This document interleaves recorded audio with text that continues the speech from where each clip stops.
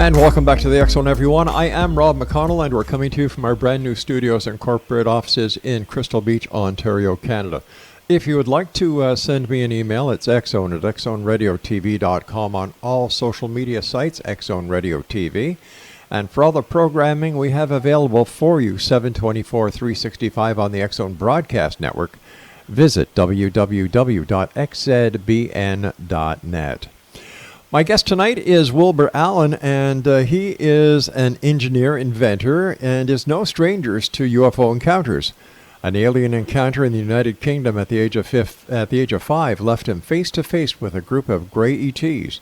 He is a former White House Air Force One engineer for ABC News and contract photographer at National Geographic. If you'd like to get more information about Wilbur, visit his Facebook page at facebook.com/UFODC. And Wilbur, welcome back to the X Zone. Great having you with us. Thanks for having me back, Rob. Wilbur, for those listeners who may be listening to you for the first time, tell us a little bit more about yourself and that encounter that you had in the United Kingdom at the very young age of 5 years old. I am the product of the U.S. Air Force, and my parents were U.S. Air Force personnel, which happened to work with nuclear weapons, and we were stationed at a RAF United States Air Force base in the United Kingdom called RAF Sculthorpe. And at RAF Sculthorpe, I awoke to a room full of small extraterrestrials in silver spacesuits. And that's how everything got started for me. Since that time, going back to the United Kingdom when you were just a young lad of 5 years old, have you had encounters since then? And it was kind of strange. The extraterrestrials that showed up in England showed up at every base my father was stationed at as I was a child. So I would, obviously in base housing, would be sent to bed. And in each of the homes that I lived in on each of the military bases, the extraterrestrials showed up. Do you think they were following you? Oh, they are following me. Right now, based on my research, and my PhD was built upon advanced Hubble technology, and I created a Hubble technology that's extremely advanced, and my data shows without a doubt that these objects that I saw as a child, which were streaks of light, are now continuously over my home on a nightly basis. I understand that you have forensic proof of ETs being here. Yes. What kind of proof do you have?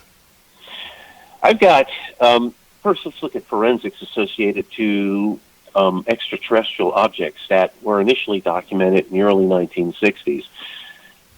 In 1960, Grumman ground tracking satellite technology during Project Echo documented an anomaly which was following the Echo satellite, which they described as a large streak of light in the sky which spanned from one state to another, which essentially was saying that they saw a spacecraft that was possibly hundreds of miles long. But that object that Grumman documented in 1960, and possibly the objects that I was seeing since I was a child, are the same object. And I've got 2,800 samples of this object in Ultra HD 4K, showing without a doubt that that object is still within our airspace. How come this hasn't been relayed to the public, if you know it? And I'm not taking anything away from your expertise or your personal one-on-one experience. If you can have this evidence, do you think that the military has this evidence? And if so, how come they haven't done anything about it? Well, I started documenting objects with this particular piece of technology I created in 2017, and I submitted my data to contacts at the Pentagon. And they compared my material to the material from the USS Nimitz, which was 480p forward-looking infrared. 480p is a little smaller digital resolution than Ultra HD 4K.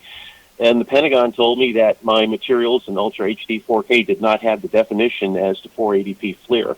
So immediately I knew that there's a problem with those people who we think are going to give us the information we need concerning extraterrestrial objects or UFOs within our airspace that are in the U.S. military, most of those people are not going to do that. And the people I dealt with were U.S. Air Force, not U.S. Navy. So it was interesting to me how it seems to be a competitive thing. And, here's the material from the Nimitz, and here's the material that I generate. And the material I'm generating are showing these tic-tac objects in full color infrared, inclusive of the energy signatures that these objects put off, showing them clearly, mind you. And here is a individual in the Pentagon telling me that this clarity was not enough to at least offset or be comparative to the material submitted by the U.S. Navy. All right, here you are, a young man of 5 years old. You have contact. And over the years, you've continued to amass evidence to support tons of it. The thought Yes. and the theory and your proof and your claims that ET is real.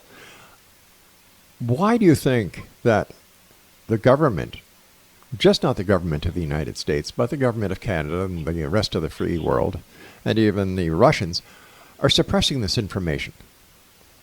Well, it's interesting. I don't know if it's suppression or overlooking, because clearly I looked up the possibilities of the objects that I was imaging, and each of them, inclusive this streak of light, which initially was documented by Grumman, and then again by the pilot of Flight 1628 over Alaska, which he described as a massive band of light in the sky, which he said is much larger than any aircraft he'd ever seen before, larger than an aircraft carrier, in fact. And here they've got this evidence, and now we have the evidence in Ultra HD 4K.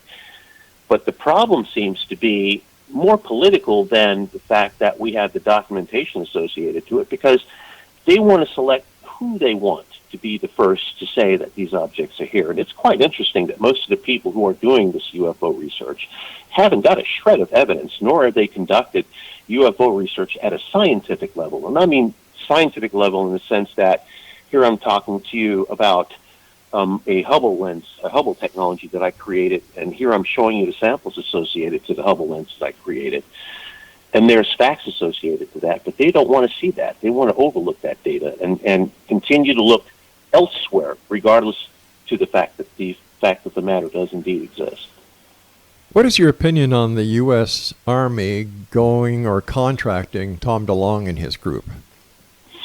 Political, again, because Tom is on my Facebook page and we're friends, and I looked at the material that they're presenting, and the material that they're presenting is indeed the 480p materials that were submitted by the U.S. Navy, and I thank them for that, because that material does indeed substantiate my findings.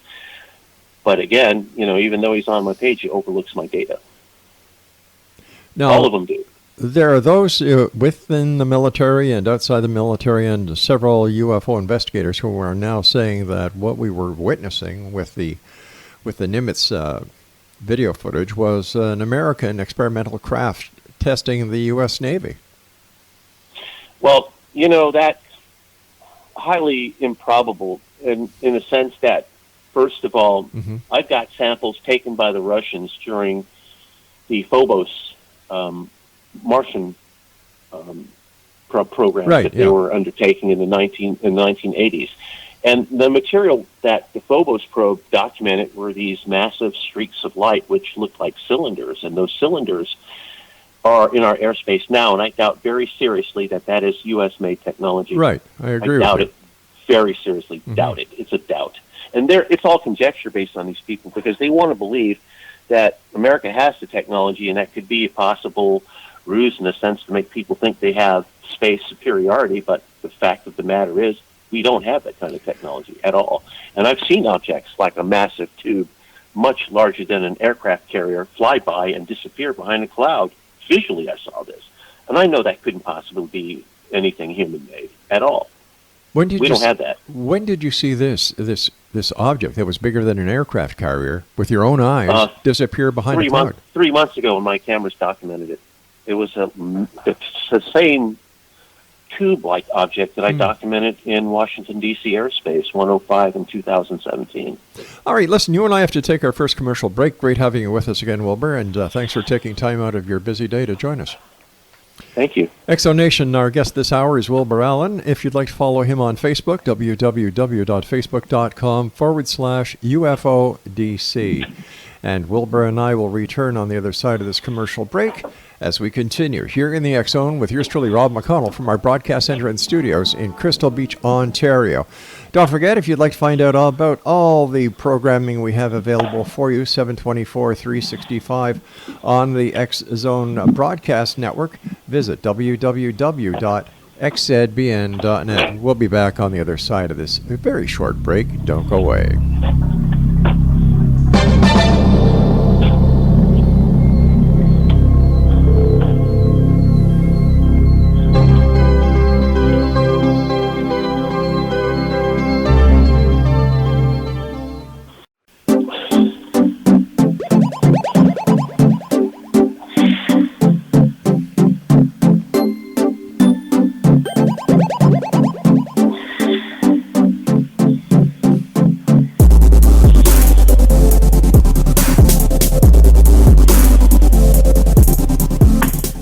Welcome back, everyone. Wilbur Allen is my special guest, www.facebook.com/UFODC.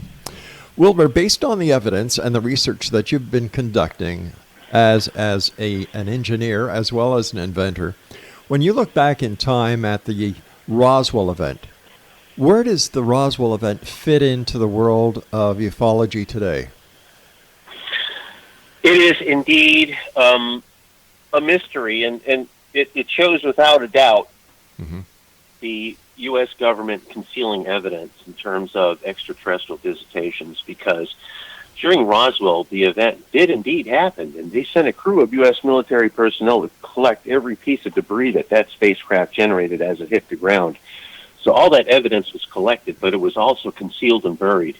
So with that in mind, it makes you think, indeed, there's something that our government is concealing, in the fact that there is a very strong possibility that we have always been in bed with extraterrestrials. In your opinion, once again, do these ETs pose a threat to humanity or national security? I have to say no, because most and all of the encounters that I experienced from childhood and to this day have not been hostile. In fact, they've been absolutely enlightening in the sense that it showed possibilities that once were thought to be theoretical to be in actuality and reality. So, no, there's no threat, in my opinion, based on my experience, that these objects are hostile in any way, shape, or form. Have you had physical contact with your ET visitors since the age of 5? In 2015, I woke up, and I was not in my bed, nor was I home. And I woke up in a place where there was absolutely no light, but yet I was illuminated from some form of light which I could not find or locate, and I could see myself clearly illuminated. Right. And then I went back, knocked out somehow, and woke back up on a medical gurney of some sort with a group of extraterrestrials looking down at me as if this was some kind of medical procedure in a medical school, and that was in 2015. That was the last time I made contact with these things, physically contact. When we hear stories like Betty and Barney Hill's abduction, Travis Walton, Fire in the Sky and his abduction, how close are their stories to your own? Betty and Barney Hill took photographs of their objects, and a lot of that photographic material that was submitted by Betty Hill was dismissed as lab errors or development errors, and the materials that Betty took in terms of images were 100% consistent with the close encounter that I had at the U.S. Capitol building July 16, 2002. They were 100% consistent with them. How about Travis Walton's experience? Travis, I was not really familiar with the type of craft that abducted Travis, but indeed, based on the evidence that I do have in terms of the overall description of what Travis described as the object that pursued him, it is 100% consistent with the objects I'm documenting right now. Where are these craft from? Do you have any idea? I have no idea, but in most of the samples that I'm able to generate is specifically at 470 nanometers, which is an infrared. It clearly shows that these objects do not fly into the airspace. They materialize into it. So they're using quantum teleportation technology to transport large spacecraft into our airspace. And again, based on my footage, these objects don't fly in. They materialize into the airspace. Could they be interdimensional? That's a very strong possibility. When do you think they're going to make contact, mass contact? Once again, taking nothing away from your experience or the experience of Betty and Barney Hill or Travis Walton or anyone else. I have to say they already made contact, but the governments that did make contact with these advanced beings are not going to tell us about that. But they're already here. But why not? Based on my data and the number of objects that I get on a nightly basis, I can clearly assume that they have a base here within my vicinity. Clearly. Do you think the governments of the world are working with these ET visitors?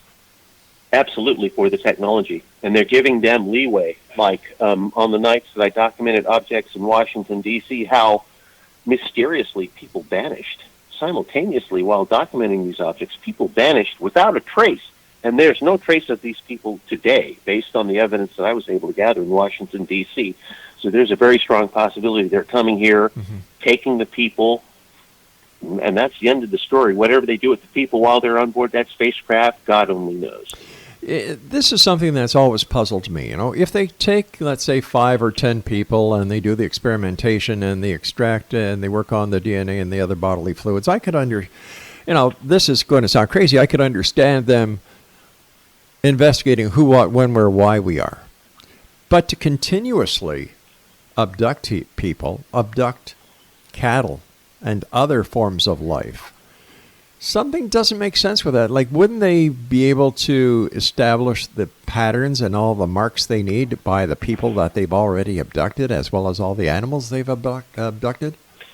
Here's the problem. Okay. And again, I'm going to mention 105-2017. Tonight I documented this massive aircraft carrier tic-tac object. Massive. Right. When I say massive, this thing was big.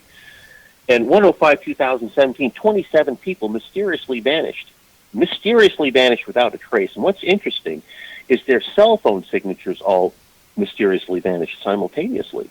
But no connection was made to that. How could 27 people and their cell phone signatures all vanish within the same time frame? That's a physical impossibility. It also would indicate that there's possible errors within the cell phone network, which there are not. And when you take your battery out of your cell phone is still going to tell you where people are, where these people are. But in this case, when these people vanished and their cell phone signatures vanished, there was absolutely no trace of them. Zero trace. How can the cell phone actually ping a tower if there's no battery in it? Because inside the cell phone is a capacitor which has a charge which maintains the clock. And you can take your battery out of your phone and put your battery back in the phone 30 days later, and your clock is still accurate. Right. Okay, so where does this capacitor get the energy to keep on pinging? When the phone is charged initially, it's part of the circuitry of the phone.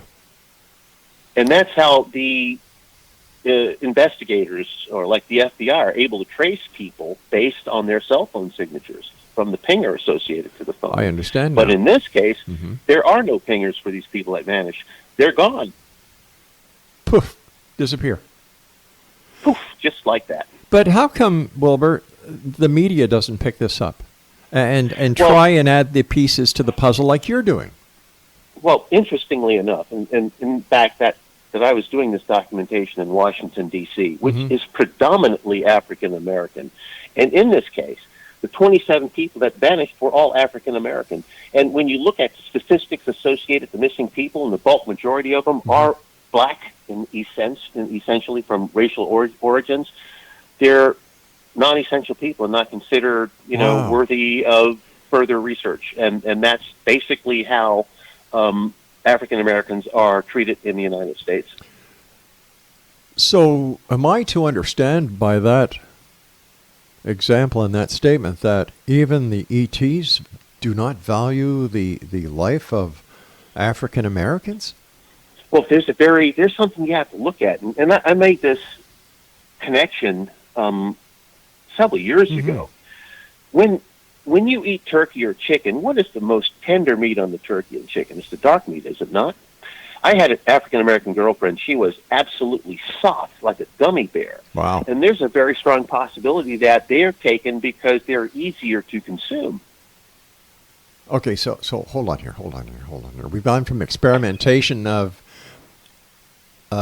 human beings to actually being dinner? Eaten. Wow. Yes. If they are here and people are disappearing because the aliens are eating them, how come nobody's doing anything about it? I cannot answer that question because, I submitted my information to the Washington, D.C. Metropolitan D.C. Police Department. Right. And they scoffed. They scoffed at the evidence. However, there were police officers telling me while they were on duty, they were seeing objects that were definitely not from Earth. And when they would call their supervisors to tell them what they were seeing, that the supervisors would ridicule them. So it's interesting that the people who would say they fear talking about UFOs because it would damage their credibility or things of that nature, it still exists. They're being threatened with, loss of job, loss of pension for talking about objects that they see while they're on duty. Interestingly enough, on July 26th, 2002, when I had my close encounter at the U.S. Capitol building, there were U.S. Capitol police officers on duty which reported the same thing, and their duty sergeants dismissed their reports. However, when I submitted my visual data associated to that, the duty sergeant changed their opinions. So we know without a doubt that once a person sees an object and they report it, that they fear the possibility of the ridicule, they fear the possibility of losing their job and the credibility associated to making a claim that they can't substantiate without evidence, then you deal with that ridicule and you have issues that would force a person not to speak to the matter that they've dealt with anything that was abstract or anomalous in their life. Wilbur, stand by. We've got to take our news break at the bottom of the hour. Exonation, our guest this hour is Wilbur Allen, and his Facebook page is www.facebook.com/UFODC. Imagine going into a restaurant on another planet saying, well, what would you like? Oh, give me a bottle of Chardonnay and 2 humans to go, please. Oh, wow. You and I have got more to talk about, my friend. Please stand by. This is the X-Zone. I am Rob McConnell. Don't you dare go away.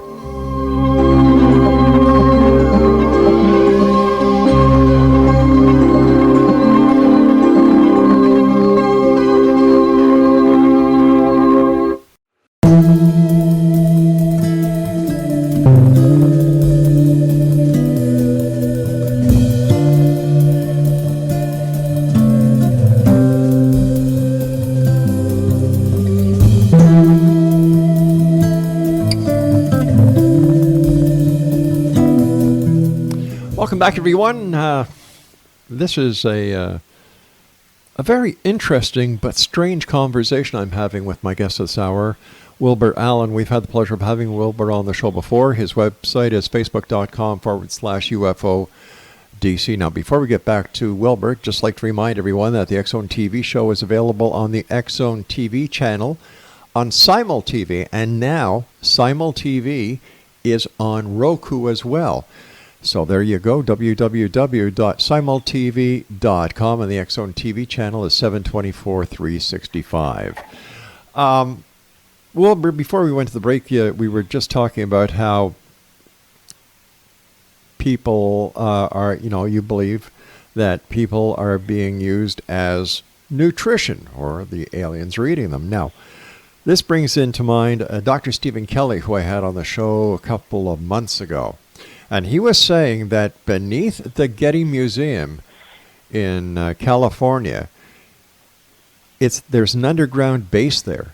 And a lot of the people who are being kidnapped or who are going missing throughout the United States are actually being brought there because what is underneath the Getty Museum, according to him, is a UFO base. And the runaways are being used for alien slurry.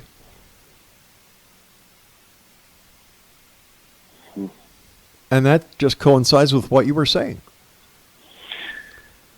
When we're talking about things that people overlook, and when you start talking missing people, where do they go? Think about that. They're missing. Where did they go? There's no trace of them. Where did they go? Obviously, of those people that were missing, I would say, and we're talking about the current people, not people from the past, because we're in the day of the cell phone. And most of the people that went missing would have a cell phone. Why is it they can't be tracked based on their cell phone? Because their cell phone was shielded. Think about that. Yeah, well, I've got a better question. With all these people that are going missing, that law enforcement are coming across with dead ends, why do they not listen to people like yourself? Like, you're not a crackpot. You're an engineer, for goodness sake. You're an inventor. We're in a drug epidemic, and and a lot of the people they consider missing. They consider them either runaways, drug addicts, prostitutes, whatever the case may be. They've been already categorized. So when they go missing, there's no priority to look for them. Well, wait a sec. As a former police officer myself, when there was a missing person, it took priority. Not based on racial demographics. True. You look at the amount of African Americans that go missing in the United States. It's a large percentage compared to all the other ethnicity that's in the poll of being abducted or missing, and it is not even a mention that the broad majority of the missing in the United States are African American. And that is so wrong. It is obviously wrong, but you see how things are in this country. It is politically polarized. Wow. Yeah, you're opening up a lot of eyes out there tonight around the world, my friend. People are going to be talking about what you and I are talking about tonight, tomorrow. They're going to be spreading the word. They're going to be spreading your link. Because what you're saying is that an alien invasion is already underway, and the occupants of this planet are the main course for the visitors. Obviously. That is shocking. Unless we have proof otherwise. Right. And the proof otherwise would be they come back and they're not reported missing. But that's not the case. They don't come back. Then how come people like Travis Walton come back? Betty and Barney Hill, they were returned. It may be a different agenda, and it may be a completely different extraterrestrial. But the fact of the matter is that I was visited by extraterrestrials, and I'm constantly being visited by these things. But they're not taking me away; they put me back. So there's a difference, and in sense that what I'm dealing with, I know that they're monitoring me, and I know they're not hostile because I don't have any physical harm that's ever been associated to any of the abductions that I've dealt with as a child. Nothing. Absolutely nothing. So how many different species of ETs do you estimate there to be on this planet at any given time? From what I'm gathering, and you look at some of these beings and you can't differentiate them from us other than their atomic structure is obviously different than ours, then I would say there could be an infinite variety of extraterrestrials which all have the same consistencies of a human that could be on this planet right now and living right next to us, and we would know these people are aliens. Once again, they look like us. Once again, brings another guest I've had on the show many times, Charles Hull. I don't know if you know Charles and his wife Mary. He used to be a meteorologist at Area 52, not Area 51, but Area 52. And according to Charles, who was a sergeant in the United States Air Force, Area 52 was used as a bus stop for ET travel. And there were many times that he claims to have taken ETs into Las Vegas, and they all blended in because they looked alike. Yep. You can't tell. Just like when we look at the Bible and the people in the Bible who lived 200-300 years, right? People who could touch things and make things turn into something else, their atomic structure was not like ours. So that would also apply to the Greek gods like Hercules.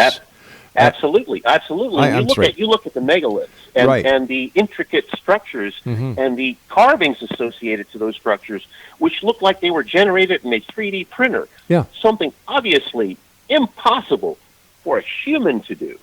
And that technology did indeed exist thousands of years ago. And excuse me, I did not mean Hercules. I meant Zeus, and Hercules was the offspring. And once again, does this play into biblical times when the Bible talks about the Nephilim, those who descended from the skies and basically had sex with the women of Earth? Yes, it's exactly what we're talking about. And the giants, which they've eliminated traces of. Fascinating. Truly fascinating. Where do you think the field of ufology is going? It's hard to say because now it's becoming more open, and there are more people with their little cell phones and little cameras documenting things, and it's becoming more and more constant in the sense that what people are documenting, each one of them is documenting the same thing. So we have physical evidence associated with that, and with the physical evidence, it becomes something else. But we're still dealing with governments that are, let's just say, not so forthcoming with their information associated to what they've been dealing with, because they would rather keep people in the dark for the possibility that the knowledge of knowing extraterrestrials are here would destabilize the governments of our nations. Has your research put any credibility or authenticity to the MJ12 papers? I looked at some of that material, and you have to keep in mind what they were discussing was obviously way beyond what most people would normally deal with on a conventional basis in that day, and that the objects that I'm getting are definitely consistent with the reports in the MJ12 materials. But the problem is, in those days, they didn't have the technology to do a thorough or adequate documentation of the objects that they were discussing. Right. And you notice on all of the reports from the past that the samples or materials that they would present would be drawings from the people who would draw the objects that they saw versus a photograph, or something not quite that would be considered forensic documentation. They don't have that, but they do have reports associated with that, which is interesting. But the technology did not exist to document these things adequately. In fact, the governments do not have the technology to document these objects adequately. So we're dealing with something that is, as Stanton Friedman would say, in the gray zone. But here we are in the year 2019. We're going into 2020. You would think that with all this new technology that is available to the public, I'm sure the military and the governments have access to much more sophisticated technology. Well, consumer technology and scientific technology are in two different departments. Right. The technology I utilize is in the scientific department, and the technology that I created is obviously based on NASA Hubble technology. NASA Hubble, if you're familiar with photography, NASA Hubble is ISO 1600, which, in the early days, if you're familiar with film technology was ISO 400, ISO 800, ISO 1600. So we're talking about 1980s, 1970s level of technology. While the application that I'm using is Hubble at ISO 4 million, and I'm shooting 60 frames per second at Ultra HD 4K. And when you look at a Hubble photograph that Hubble NASA presents to the public, that those photographs that the telescope takes would take up to 15 to 20 days to expose. So you're not necessarily looking at an actuality. What you're looking at is an extended exposure, and the realities of the matter, that this 20-day exposure actually enhanced what this telescope was looking at in terms of, if you know anything about an extended photograph or a time exposure. Yeah, Wilbur, please stand by. We've got to take our final break. When we come back, we're going to be wrapping up this hour with Wilbur Allen. His Facebook page is www.facebook.com/UFODC. I'm Rob McConnell. This is the X Zone. We're coming to you from our broadcast center and studios in Crystal Beach, Ontario, Canada, and you're watching us on the X Zone TV channel on Simul TV, simultv.com.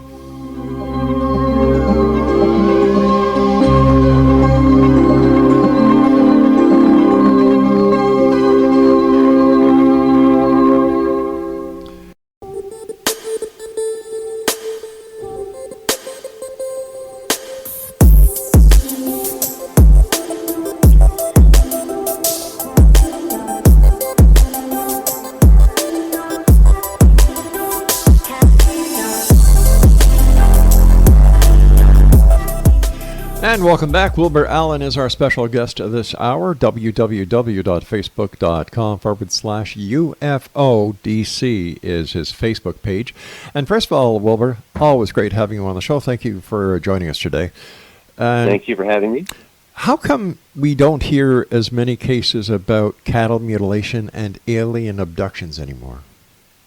On that first one, you do hear cases of cattle mutilation. In fact, 2 weeks ago, they've been posting materials of cattle that were mutilated. I forgot the name of the ranch, but they've got photographic evidence of cows without genitals, without eyes, and no blood, laying stiff as a board on the ground.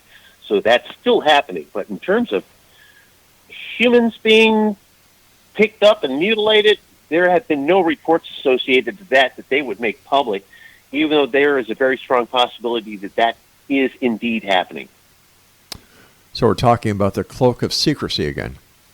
It's indeed a need-to-know subject with most of these politicians that do know about what's happening, but they don't want the fear of what's happening to permeate through society. When that fear permeates through society, they lose all control of whatever control they have on these people altogether. They lose control of it. So what do you think the final result is going to be? Because if these ETs are taking citizens of this planet and making them into a three-course meal, where does it stop? Do they keep ingesting us, or something's got to happen here? It's hard to say, because it may be an agreement that the government's made with these entities that, for the exchange of technology, that they can consume people. So, I mean, there's things you have to look at. I mean, there's collusion there.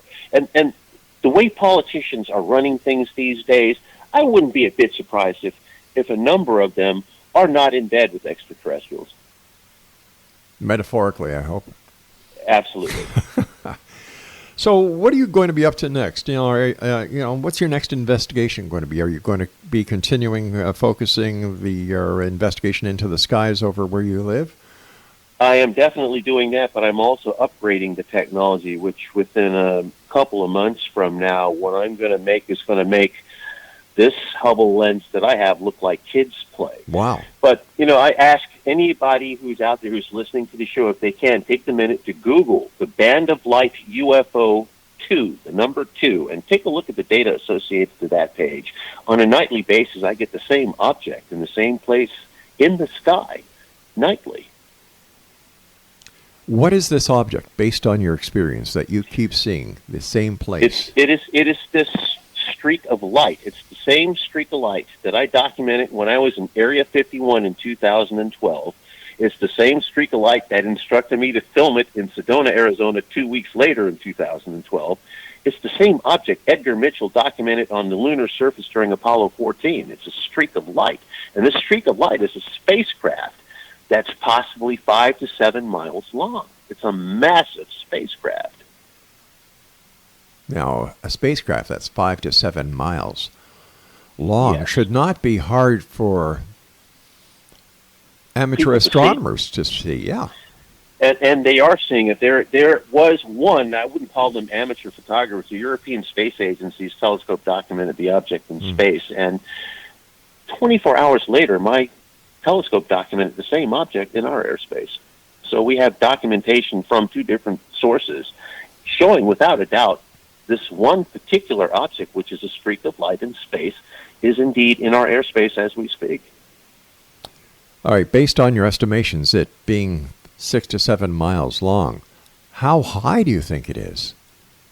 My telescope is focused anywhere from 50 to 450 miles in inner space. And keep in mind, satellites are in orbit at 350 miles, so I'm not going beyond the atmosphere, but we're talking about specifically inner space. And the fact that the samples that I get have no optical distortions clearly indicates without a doubt that they're not in the outer atmosphere. If they were in the outer atmosphere, we wouldn't see them as clearly as you do with the data that I'm generating. It indicates without a doubt that they're inside the atmosphere, not in outer space.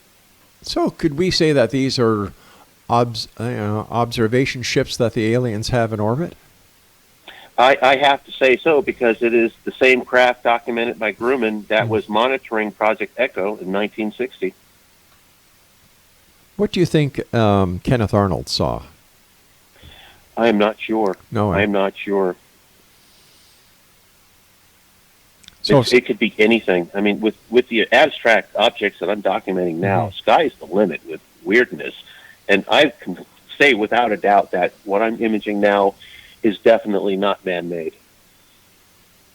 do they have any specific shape? Do they look like craft that have been drawn by witnesses or even photographed by other? No, they look like. Do you know what a straight pin looks like when you get when they sew clothes and you get a straight pin out of a straight pin? They look exactly like a straight pin, a tip, and then a blunt back where the energy comes out of it for propulsion. It looks like a spear, essentially. That is strange. All this information that you're obtaining is known by the powers to be. Yes. And they're doing nothing about it because they may be in collusion with the ETs. There is a very strong possibility that that is indeed the case. So but they can't tell me to be quiet because I'm not. I have no. After I left the White House, 18.5 years in the White House, that was it. I have no pension associated to that. I have nothing that they can take away from me. There's nothing they can do to stop the fact. Here, Ronald Reagan was talking about extraterrestrials while he was in office, and here I'm documenting the very things that he was talking about. So they cannot say that I'm doing something that's, against national security or anything like that. This has nothing to do with national security because these things come in here regardless of the fact that we have a secure airspace, and they're coming in unannounced, and they're coming in using technology which they're not known until they show up. You don't see them. The military was talking about how they would ghost on radar, and they would be there, and then they wouldn't be there, and then they would be there, and they wouldn't be there. Once they're here, you can see them, but once they go into their transport mode, they completely disappear. They're not detectable. They can show up and be anywhere at any given point in time, and you wouldn't know it. Would that be like the Klingon cloaking device? Exactly like the Klingon cloaking device. How can citizens of Earth protect themselves from these ETs if they are, in fact, taking humans and turning them into, three-course meals? Nothing we can do about it. Is there any way that we can detect these ETs? It is not something that I think that they have the capability of detecting, because once they are in our airspace, they cannot be detected. Interview. In your opinion, do we have the technology to disable their crafts if need be? I don't think so. I don't think so at all. But during Roswell, when they were experimenting with radar, that disrupted their propulsion systems, and that's how they were able to bring some of those crafts down. But other than that, I would think that as things advanced over a course of time, that their technology also advanced, and they made improvements to whatever systems they had that would be impervious to anything that we have. We've got about 2 minutes left in this hour, Wilbur. What are your final thoughts for the listeners of the X-Zone Nation around the world tonight? Just be prepared for things to come, and they're here. I mean, they're going to be more obvious shortly. Just before we go, the tales of Atlantis, the tales of the Bermuda Triangle. Is there a connection between the myth, the legend, and the ET presence? There is indeed. NASA did a research study on the effects of deviations in the magnetic field associated to the Bermuda Triangle and the Alaska Triangle, which is at the North Pole. And that at the Bermuda Triangle, where the convergence of the magnetic fields, North and South poles meet, and there is no magnetic field at all in that center, that's where these things were happening, these portals were appearing. But my data indicates that these extraterrestrials have technology which allows them to generate portals anywhere, self-generated. Final question for the night. If there was a time when two countries hit the red button, missiles were launched, the destruction of this planet was imminent, would the ET step in? I believe so. I believe so because we see for a fact that during Fukushima, for example, there were anomalies which they will not discuss, which were spheres which showed up over that nuclear reactor. Quickly, let our listeners know how they can find out more about you, and if they have information they'd like to share with you, how could they do so? They can contact me via my email address, which is ufodc@aol.com, or they can contact me at Facebook. And once again, his Facebook page is www.facebook.com/UFODC. Wilbur, as always, great pleasure talking to you. Thank you very much for sharing your time, and I look forward to the next time you join us back here in the X Zone. Thank you for having me, Rob. Have a great night. You too, my friend. And X Zone Nation, once again, if you'd like to get more information about Wilbur, his Facebook page is www.facebook.com/UFODC. I'll be back on the other side of this commercial break with the news at 6.5 minutes past the hour as the X Zone continues here from our broadcast center and studios in Crystal Beach, Ontario, Canada, on the X Zone Broadcast Network, Mutual Broadcast Network, Talkstar Radio Network, and our good friends on Simul TV on the X Zone TV channel. I'm Rob McConnell. Don't go away.